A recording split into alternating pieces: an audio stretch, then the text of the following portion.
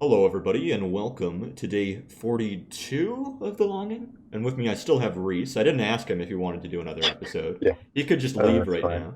Yeah. Yeah, I was pretty sure that um, yeah, I'm pretty sure James, Ben, Marcello only had two. Uh, Marcelo had so three, I'm Ben had um, two, and I in a think row. James may have had three or four. I'm Oh, not okay. sure. Yeah, But we can Marcelo's shoot for each episodes, of them. Marcelo did like 2 straight hours. Uh, yeah. And we're going on 30 minutes, and I'm not expecting you to have. The reason we were able to go that long is because we just had a fuck ton to talk about. I wouldn't be surprised. We don't have as much to talk about, it seems like we haven't gotten in any groove in conversation. So uh, if you want to leave mid episode, that'd be funny. But I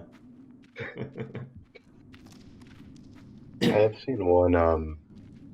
There's one podcast I listen to, and they occasionally have this guest, and every time he would be on an episode, they would do some sort of gag where the host pisses him off accidentally, and the guy throws a fit and like ruins his room and then hangs up. And it took a few times of him doing it before people fully caught on that it was a planned thing. They did a good job with it. Hmm. I've been listening to the WKUK streams that have been coming out with they have Zach and Trevor are doing something called Newsboys, where it's just them and they try and talk about news, uh, and but for the most part, they get sidetracked and tell stories and stuff. And the most recent one was great, where they had a whole bunch of great stories, including one where they were talking about how they lived in this horrible apartment in New York City, and there was like art on the walls, but the art was really creepy and was like this like a lot of like weird paintings of bears all in red, and they looked like they were like crying or something, and it was really odd. And and then they met this lady who offered to decorate their door for the holidays or something in the art style of the house, and they were like, "Oh, that's nice." But and then later, they saw her again in the halls of the building, and she was injecting drugs into her arm. And then as she was taking the needle out, she was taking blood out of her arm, and then spritzing it all over the walls to draw art. And that's why it looked like it was all the painting was weeping because of the dripping blood. Good story, bro. Mm. Yeah, it's worth it. You should Wait, so check this out was some of these.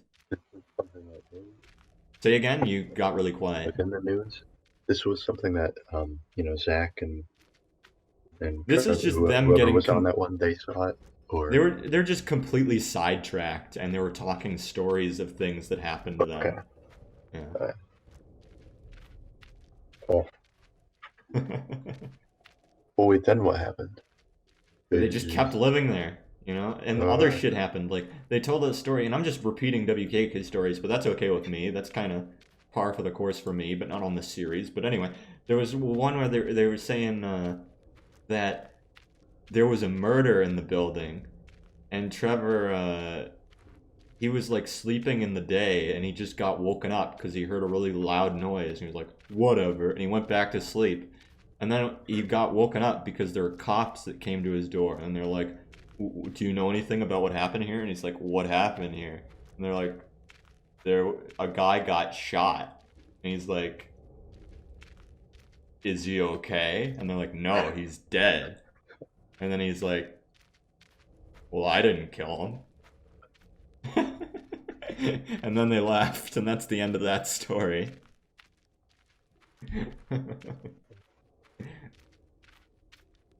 They told a story of how they would practice their sketches on the rooftop of their apartment building. And there was this black guy who was like obviously part of a gang who was dealing drugs, because he was scouting out and watching a drug deal that was going down on the streets below them. And he was watching this, but at the same time, he couldn't help but watch them doing their weird sketches, like on the roof with him, until he asked, "What the fuck are you guys doing?" And they're like, we're a sketch group." And he's like, "What are you guys called?" Uh, and the whitest kids you know. Oh, uh, yeah, that was a pretty good one. I was expecting that he he was going to gradually become a fan of their sketches, pay more attention to what they were doing than whatever he had to keep a lookout for on the streets, and eventually he'd miss something important, and then I don't know. But then he'd get like killed by his gang for not doing a good enough job, all because of them. It's their fault. Sure. Zach told the story of how when he was younger, he was in a youth group. And in this youth group, he was in the choir, and they'd only ever sing the same song over and over again. And then one of the kids in the youth group died. He had some sort of horrible. I'm gonna turn off the snoring. He had some sort of. I forget what was going on. If he was like, oh, he was in a wheelchair or something, and he died, and everyone was really sad. And then there was this blind kid who was friends with. Oh, I'm skipping the part of the story as I'm just fucking stealing WKUK's content. Yeah, fuck him. The Zach got called up during like this like eulogy or something at the church to do their song, and he was like, "Whatever, I guess I'll do the song. I don't give a shit about any of this, but I'll do my song."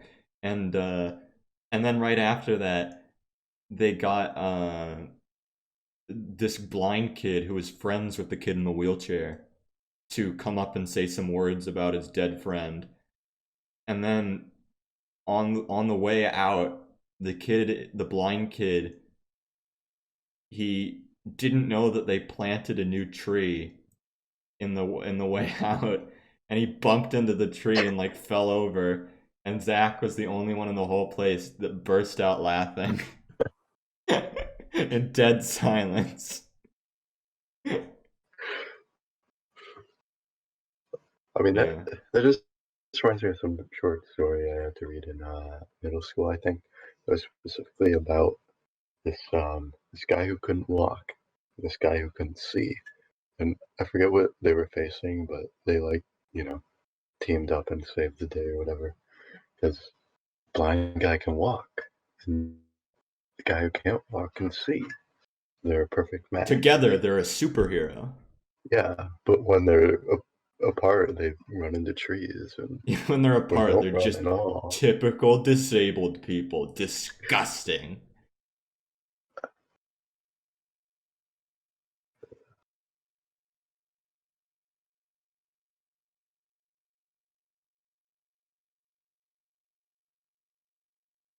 No, I was hoping you'd laugh and not make me sound like an asshole.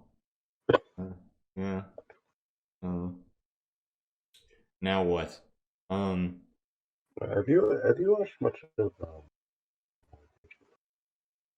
much what?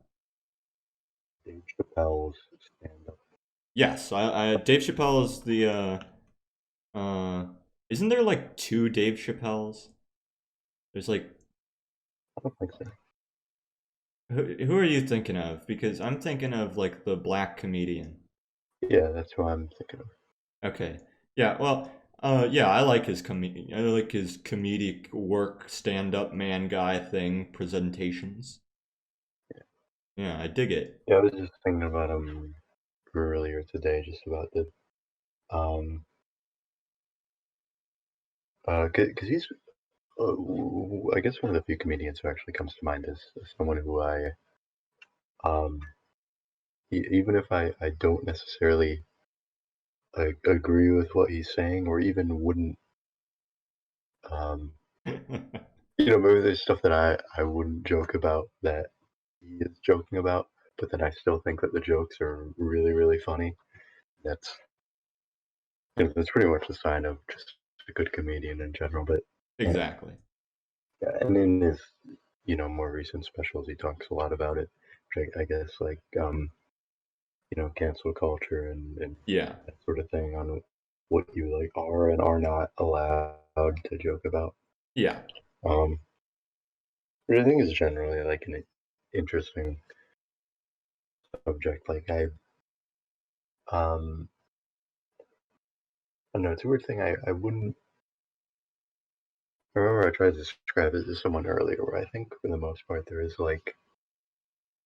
um like a general zone of where like the line is, so to speak. Where exactly the line is, it varies from person to person, and that's Yes. fine. But I think that like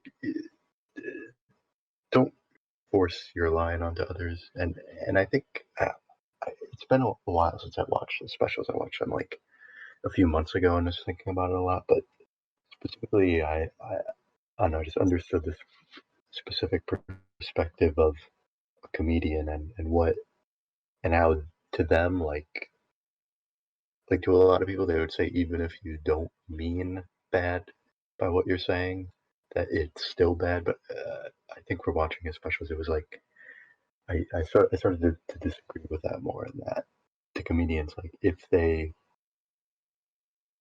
like I think it really was, it really did feel like intention was more important than people usually feel. And I felt it was okay whatever he was saying, uh, Hmm. when he doesn't really mean anything bad by it, Hmm. for the Well, most he's even part. apologized for some things that he said. Uh, and usually that doesn't get him any clout. It seems like still people are gonna hate you for things like, but uh, yeah. Yeah. um Probably apologizing for stuff he recently said or like stuff from before. 'Cause I still don't know all the details about his. I don't know the time He frame, did but I comedy in the early 2000s and then a break forever. I don't know the time frame of which specials happened when. I assume they're the recent stuff, but there was something where he was talking about uh, something to do, there was some joke that had a story with a trans person in it, and and he said after some reflection that he himself didn't really like I don't want to put words in the guy's mouth. I don't remember what it was, but it was like basically an apology, but not like an apology in the sense of like I feel like I have to say this. So yeah, uh, it I felt like it seemed genuine what he was saying, and even if he wasn't genuine, I wouldn't give a fucking shit. I don't give a shit when people like. Okay, for me, I'm pretty extreme about the whole free speech thing. I think, especially in comedy, say whatever the fuck you want. Like you've heard me gush plenty about Doug Stanhope, I'm sure. I'm kind of obsessive about him as my favorite comedian. And he Yeah, says some like these I'd be surprised. I mean, I guess it depends on how you're what you're looking at, how you're looking at it. But like because he said specifically he gets annoyed that like alt right and Trump supporters think that they have like some sort of haven and that like Doug Stanhope is going to be their friend because of the stuff he says. Uh, but yeah, he gets he says so much crazy shit that nobody else would get away with. But I think it's more of a sense of like, for instance, like just you can get away with saying more if you just own it, and and people know that you don't care what they think of you, and you don't care what like if like, oh no, you're offended or whatever, right? Like for instance, like Oni plays or something, or like Sleepycast, they care so fucking little that nobody's gonna go after them, you know? yeah, Uh, that kind of thing. Same with like Doug Stanhope. Like he cares so little that nobody would gonna go after Doug Stanhope. Uh, yeah. So yeah. I'm Yeah, pretty extreme in my views in comparison to you, I think. Yeah, from probably. what you've told me. Um, um, one thing with Doug Stanhope, first of all, does he actually have like a lot of comedy specials that aired on or just on TV at some point? I don't know Just about hour-long aired on specials. TV. I don't think they would get to air on TV. I think they're probably too dark for most TV. I Uh, I saw one. I think it was like 40 minutes or something. uh, I didn't, and I've only seen that in a handful of clips, like yeah. like the moth joke and stuff. I don't remember anything too bad. I mean, he had jokes about, well, if I were to murder someone, this is what I'd do, but nothing like, still nothing particularly uh, past the line that I can remember, but maybe like I could Well, it's all toned dependent it down on for that venue where do or you something. draw the line, right? Where is your line? So maybe, Yeah, but I think I don't know. Like I think I can remember examples closer to that with the yeah. Chappelle stuff I watched, but I don't know. Maybe I just wasn't paying as much attention because um I don't know. I thought that I'd still be open to watching more from him, but I thought that I would like Doug Stanhope more than I did from that. 'Cause I Sure. think he like I like his general sort of casual meandering style of telling a story. Yeah. Um, but I think he goes a little too far with that. Where I think he could, a lot of his jokes that I saw in that special, at least he could just tighten up a little bit, and then they'd be a lot better. Maybe. Um, One thing to keep in mind is that he is like drunk for every time he goes on stage. Uh, and like he even there's one bit where he talks about how some people will come to the second showing of like he'll be playing at a certain area and he'll be playing at the same place the next day or like hours later or something, and people will be like, wow, there's a lot of new material here, and the joke is just remembered, 'cause he's so drunk he forgets entire bits, so he just has to like fill her out, meander, uh, to fill in space. uh, Yeah. Uh, I don't know. I can certainly understand how the majority of people would find that horrible, but there's a charm to it for me. There's, you know, uh, and it seems like every other comedian respects him like a fuck ton. Like I feel like um now I'm forgetting the guy that everybody respects the most, who died.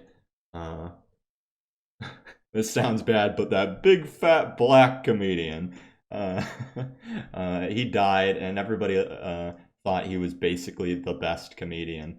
Uh, was I it Richard say again? Pryor? Was it Richard Pryor? No. Uh, Okay. I know everyone thinks of him as like the best, but I don't remember him being that. Was it Fat Albert? no, I can't remember.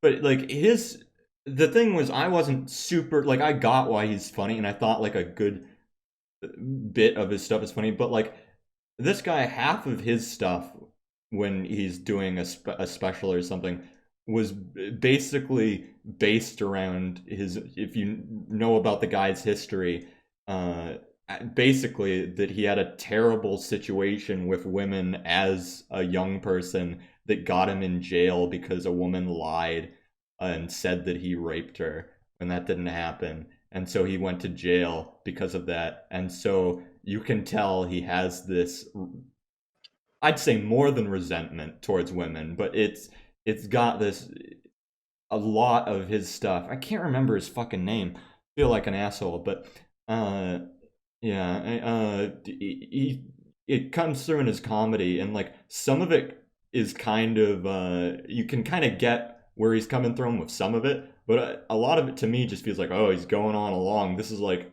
over half his act. It's sort of not really my thing so much, but Yeah, Doug Stanhope, it sort of feels like he comes in second to a lot of people. Like when I've listened to Bill Burr, and Bill Burr's kind of really looks up to Doug Stanhope, and yeah, they did a fucking fantastic. A bunch of comedians all got together at Doug Stanhope's place the night of the announcement of like counting up who won the election in 2016. And yeah, Mhm. they did a big thing, live streamed or something, or made a video of all these comedians like Bill Burr, Doug Stanhope, and uh, Joe Rogan. Bert Kreischer, all these people, and it was like this fucking crazy story where like Doug Stanhope, the night that happened, Doug Stanhope's girlfriend did like too much cocaine or something, and then like had a seizure and hit her head on the floor, and there was blood everywhere. She had to go to the hospital, and she was like in the hospital for like a long fucking time, and uh, and so Doug Stanhope. Who's the musician? I know I forget his name too. The musician who is like the huge fucking weirdo who Marilyn Manson. Like Doug Stanhope's friends with Marilyn Manson. He was like, Marilyn Manson is the only one who can help me right now. So he called up Marilyn Manson, and Marilyn Manson was like, it's okay, Doug. We can hang out. And so it's this weird fucking story. But then like Marilyn Manson didn't want to go up on stage for this thing, and they were all like, Marilyn Manson, come on stage. And then Marilyn Manson left, and Doug's like, oh, I think he's mad at me now. And there was that thing. And it's like, so it's understanding like the Doug Stanhope like story and like the lore going on is fucking insane. It's so incredible and sad and like heartfelt and hilarious. Like there's this whole like listening to the podcast, you like learn about these two characters, Nowhere Man and Whiskey Girl, who were friends with everybody at like Doug Stanhope's weird fucking house in the middle of nowhere, Arizona. They have this weird house that's like brightly colored, and they have a stage and a bar in the house. Uh, and that's where they do podcasts and stuff. And there's these musicians, Nowhere Man and Whiskey Girl, and whatever happened, I don't know, I can't remember the full story, but basically both of them ended up dying, and I think Nowhere Man killed himself on one of their beds, and they had to get rid of the blood-soaked mattress, and they were like, we don't know what to do when you have a blood-soaked mattress. Like, how do we get rid of this? And it's like, and it was like an awkward situation and really sad. And then there's this like other story of how his girlfriend Bingo like is so Wait, what? His mentally. girlfriend's named Bingo? His girlfriend's named Bingo. He met Bingo when after a show he like got drunk and was like, "Can I have anal sex with you?" And then they fell in love, and and she Bingo's like really mentally ill in the sense of like she'll like come in and out of being like with it, and she'll be like super hallucination, like sort of mentally ill kind of thing. Um, Mm. and But she's also like a fucking fantastic like singer musician. She's done some music, and apparently she's also wrote a book about her time in a mental wards, and I really want to read that. But like after Doug went on a cruise and had an affair with some random lady on the cruise, and Bingo like walked in on it, she then said that she was gonna leave Doug to go like hang out with, or like she like fell in love with one of their neighbors, one of their cave neighbors, because in Bisbee, Arizona, where they live, like it's like a super poor town, and there's like multiple people who don't own a house; they just like live in caves, and and so that was like a scare for a little bit for Doug Stanhope, and I don't really remember how that worked out, but he was really depressed that Bingo was leaving him for like some hobo. Uh,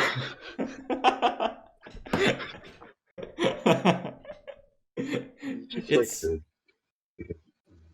sit down, so Barbara. that was you were really quiet. Could you say that again? It's just some sort of shit down soap opera. It feels like. Yes. Yeah, oh, they have these dumb friends that they thought like they say they're like Beavis and Butthead, and they're like, wouldn't it be funny if because this is such a small town and we hold so much power in this town because we're like kind of like very low tier famous and everyone else here is like a hobo. What if we have like real political power? What if we ran these two against each other for mayor? And so they did that. I don't know how that ended up, but for a long time they were putting up flyers and trying to run their two idiot friends against each other for mayor.